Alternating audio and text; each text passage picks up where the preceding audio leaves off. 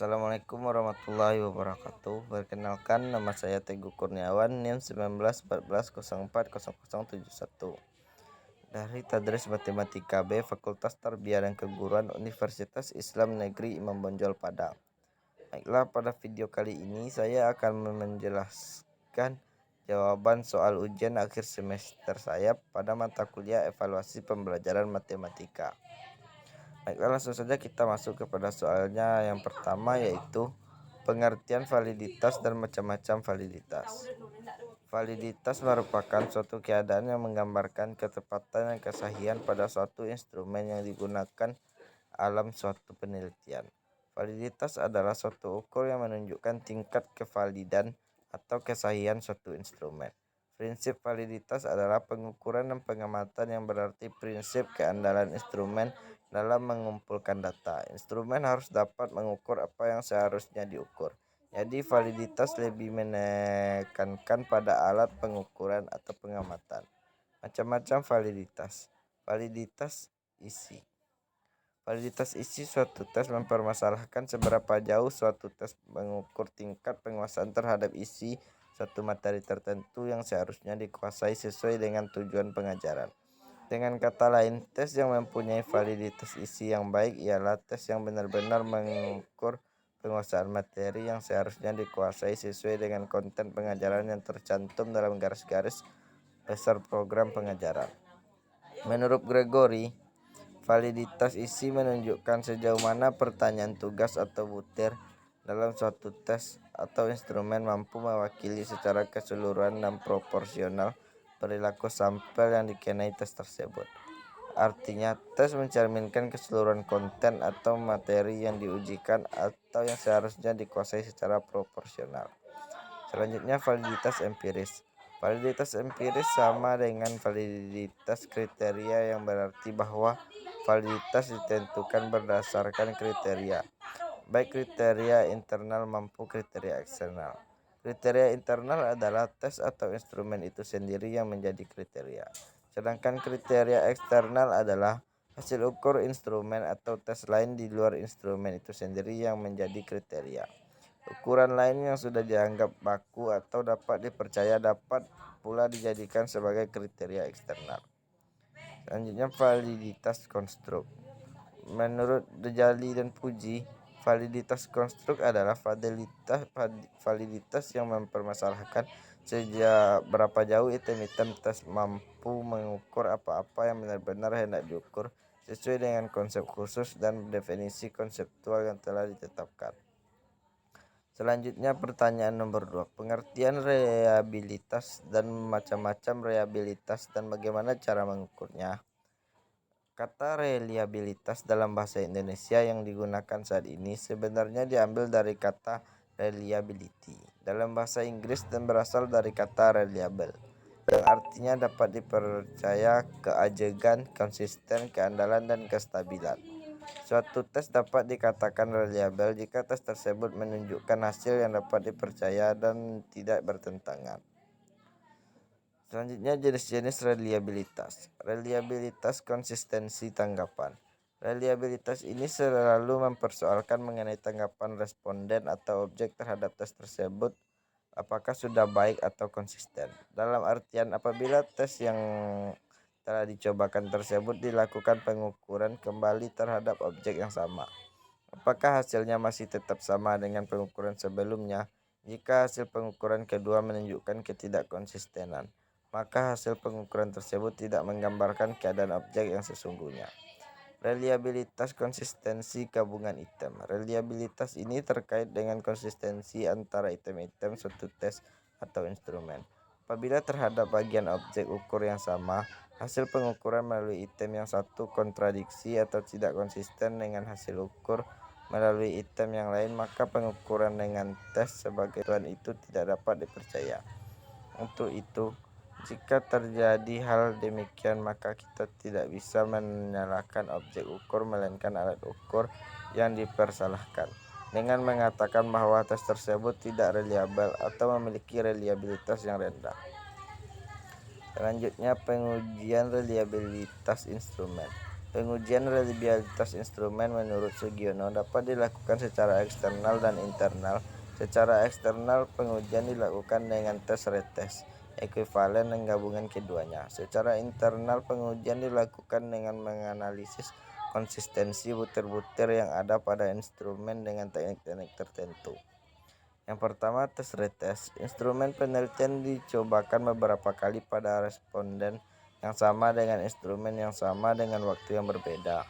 Reliabilitas diukur dari koefisien korelasi antara percobaan pertama dengan yang berikutnya.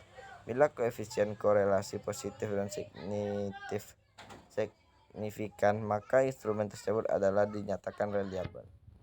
Selanjutnya, ekuivalen. Instrumen yang ekuivalen adalah pertanyaan yang secara bahasa berbeda tetapi maksudnya sama. Misalnya, berapa tahun pengamatan Anda bekerja di lembaga ini? Pertanyaan tersebut ekuivalen dengan tahun berapa Anda mulai bekerja di lembaga ini. Pengujian dengan cara ini cukup dilakukan sekali, tetapi instrumennya dua dan berbeda.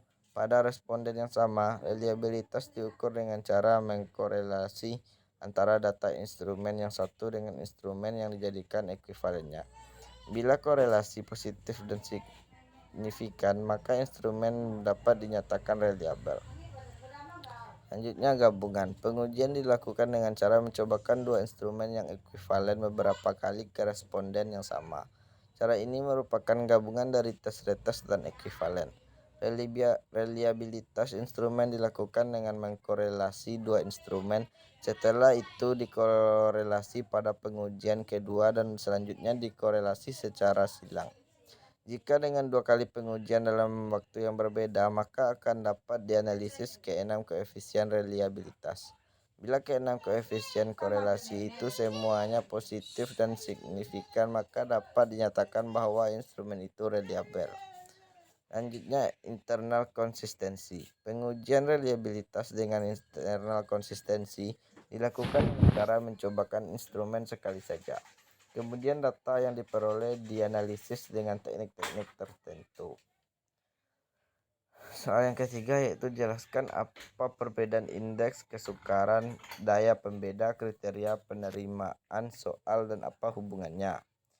Jawab, tingkat kesukaraan adalah bilangan yang menunjukkan sukar atau mudahnya suatu soal. Daya pembela soal adalah kemampuan suatu soal untuk membedakan antara siswa yang berkemampuan tinggi dengan siswa yang berkemampuan rendah. Analisis butir soal adalah pengkajian pertanyaan tes agar diperoleh perangkat pertanyaan yang memiliki kualitas memadai. Analisis yang dilakukan atas dasar uji dinamakan analisis empiris. Sedangkan analisis berdasarkan karakteristik yang tampak beda tersebut tanpa uji coba dinamakan analisis rasional karena semata-mata dilakukan atas dasar pertimbangan rasio. Soal yang keempat yaitu jelaskan pengertian dan jenis-jenis alat evaluasi keterampilan beserta contoh. Pengertian evaluasi keterampilan. Evaluasi keterampilan adalah penilaian yang dilakukan untuk mengetahui kemampuan siswa dalam menerapkan pengetahuan untuk melakukan tugas tertentu di dalam berbagai macam konteks sesuai dengan indikator pencapaian kompetensi. Jenis-jenis alat evaluasi keterampilan dan contoh. Yang pertama, skala bertingkat. Skala menggambarkan suatu nilai yang berbentuk angka terhadap suatu hasil pertimbangan. Contoh, tabel dalam rangka menilai sikap peserta didik dalam mengikuti pengajaran matematika di sekolah. Jenis evaluasi yang kedua, evaluasi keterampilan yang kedua yaitu kuesioner. Yang ketiga, daftar cocok. Yang keempat, wawancara. Dan yang kelima, pengamatan atau observasi. Selanjutnya, soal yang kelima yaitu apa alat evaluasi sikap beserta contoh. Alat evaluasi sikap yaitu angket. Contoh angket yaitu kesiapan memasuki dunia kerja. Bisa dilihat dari tabelnya penilaian dari diri sendiri. Contohnya yaitu seperti pada gambar ini.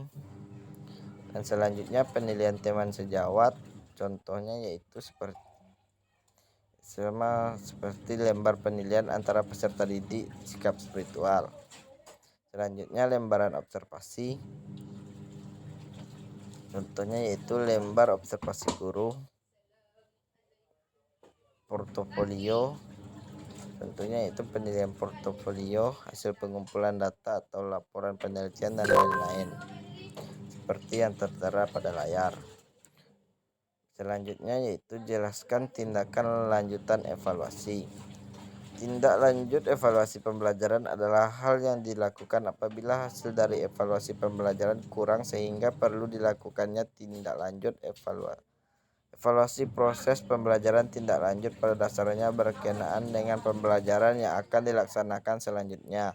Jadi tindak lanjut evaluasi pembelajaran dilakukan apabila hasil dari pembelajaran tidak sesuai dengan yang diharapkan. Jadi guru melakukan sebuah tindak lanjut yang dinamakan dengan remedial.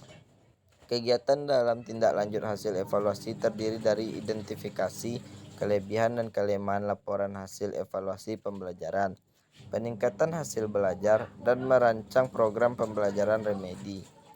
Tindak lanjut dari hasil evaluasi pembelajaran memiliki beberapa manfaat, diantaranya manfaat bagi guru, manfaat bagi murid, manfaat bagi wali murid atau orang tua murid, dan manfaat bagi administrator sekolah. Sehingga sangat penting dilakukan tindak lanjut hasil evaluasi agar kita bisa mengetahui keberhasilan dari pembelajaran tersebut. Baiklah, hanya itu yang dapat saya sampaikan. Kalau ada salah mohon maaf. Wabillahi taufik wal hidayah. Wassalamualaikum warahmatullahi wabarakatuh.